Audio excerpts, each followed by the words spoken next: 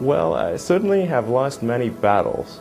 So far, I've not lost a war, but I've certainly lost many battles. Oh, yeah, more than I can count, probably. I don't really like risk for risk's sake or anything. And I do think that a lot of things are very risky with a low chance of success. But if you want to try to come up with an innovative breakthrough, that's going to be how it is. Anything which is significantly innovative is going to come with a significant risk of failure. But if you've got to take big chances in order for the potential for a big positive outcome.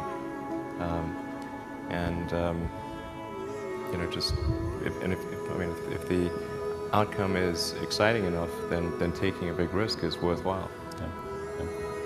It's really how I approach it. But then once executing down a path, I actually do my absolute best to reduce risk.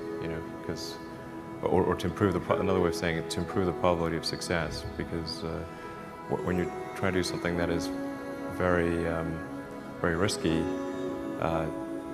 that you have to spend a lot of effort trying to reduce that risk as you embark down that path. I mean, when I started SpaceX, I thought the odds of success were very low. I thought we'd most likely fail, but I thought, well, we should give it a try nonetheless. Certainly there are times when things don't go well, and then that's quite dispiriting for sure. And so then it's difficult to proceed with the same level of enthusiasm. But I do think the things that we're doing are pretty important to the future. And if we don't succeed, then it's not clear what other things would succeed. And if we don't succeed, then we'll be certainly pointed to as a reason why people shouldn't even try for these things. So I think it's important that we do whatever is necessary to keep going. I think successful entrepreneurs probably come in all sizes, shapes, and flavors. I'm not sure there's any one particular thing. For me, some of the things I've described already, I think, are very important. I think really an obsessive nature with respect to the quality of the product is very important. So being obsessive compulsive is a good thing in this context. Really liking what you do, whatever area that you get into.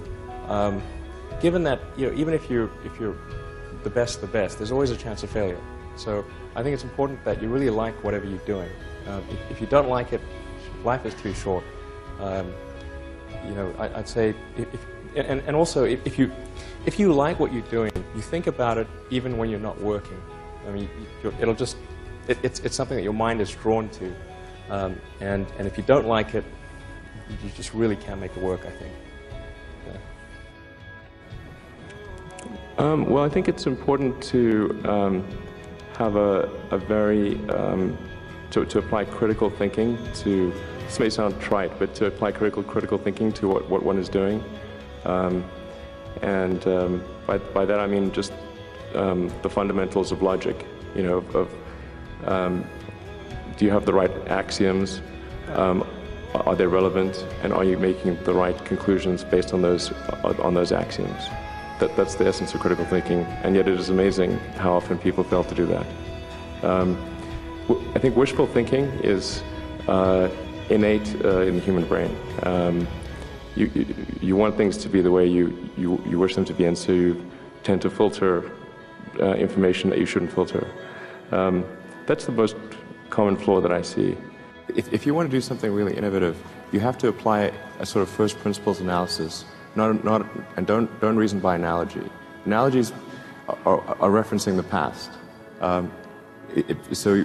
First principles means you look at the most fundamental truths in a particular arena, and the things that really are almost indisputably correct, and you reason up from there to a conclusion.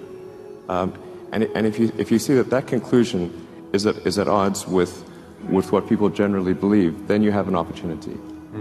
Now, you can't operate like that on all things because it takes too much mental horsepower. So most of your life you have to operate by reasoning by analogy. But if you really want to innovate, you must reason from first principles to identify the problem. The reason I came out to Stanford was actually to work on energy storage technologies for electric cars. That summer of '95, I was looking at the internet, and it seemed to me like the internet was going to have a big effect on humanity.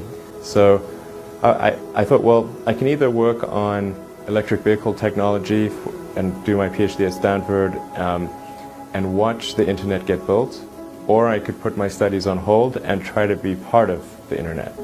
And at first I tried to get a job at Netscape because that was the only internet company, and they didn't respond to me. So then I was like, okay, if I can't get a job at the only internet company, then I better try starting something. But I talked to my professor and I said, look, I'm going to try starting a company. It's probably not going to succeed, and if it doesn't succeed, can I come back? And he said, sure, no problem. And so I put my studies on hold and started the company. I mean, we had many, at Tesla we came many times close to bankruptcy. In fact, at the end of 2008, we were only a few days from bankruptcy. It was literally 2 days, or 3 days maybe.